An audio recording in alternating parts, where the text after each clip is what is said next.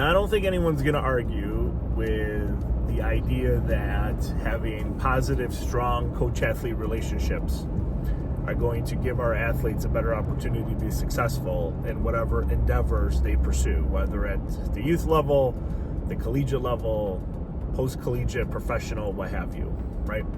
And for episode 3, I'm going to delve into very briefly a little bit of the literature, the research behind coach-athlete relationships, and then we'll also dig into the 4 C's in following episodes. But coach-athlete relationships, this is something that is very near and dear to my heart, because I believe that before I watched it with my own 2 eyes, that the ability for a coach and athlete to get along and to cooperate with each other in a way that is going to be most supportive for the athlete is going to give them the best opportunity to be successful, right?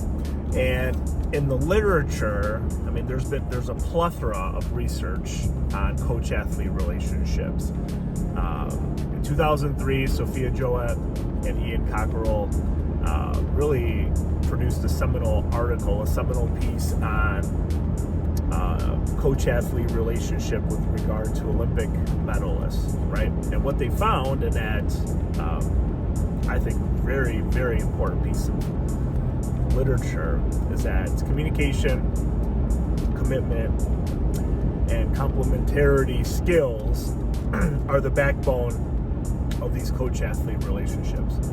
If coaches are able to communicate effectively, if there's a commitment between coach and athlete for the greater good, and are they able to complement each other, meaning do they get along? Is there shared trust, shared respect between the 2 individuals?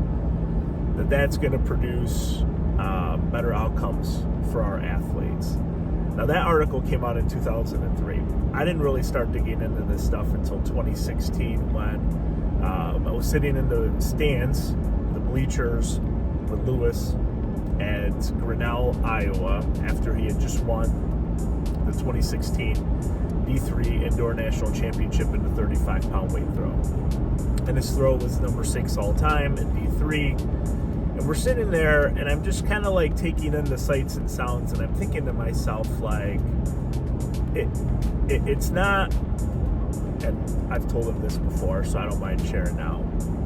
It's not necessarily the best thrower, the best physically equipped thrower, the strongest thrower.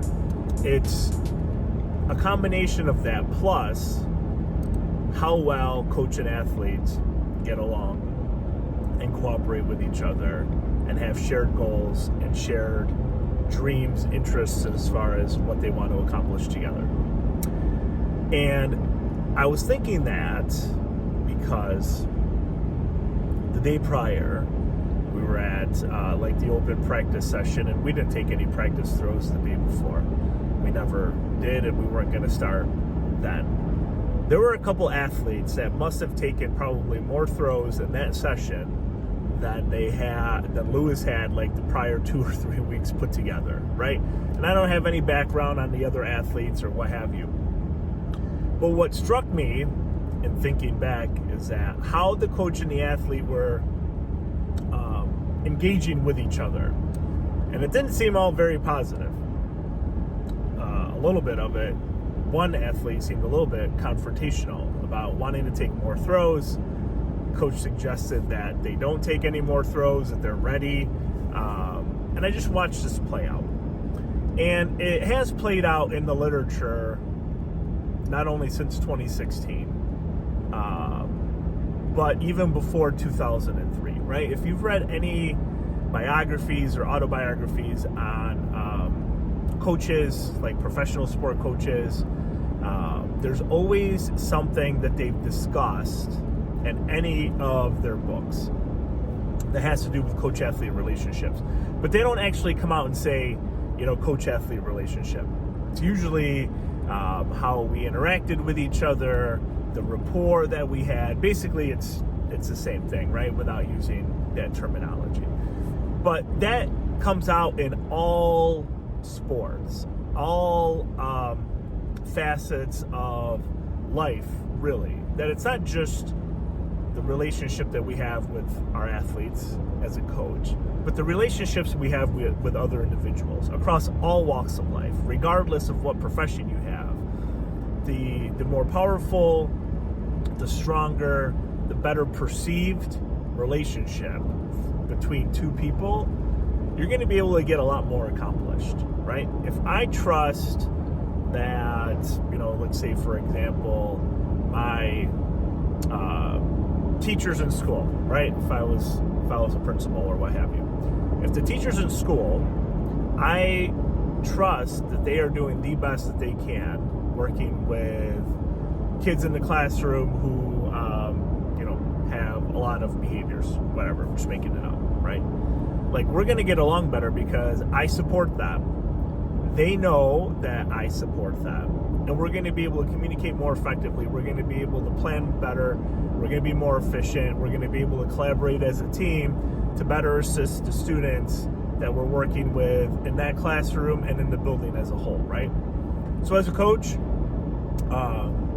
if I am able to develop positive, strong rapport with my athletes, right?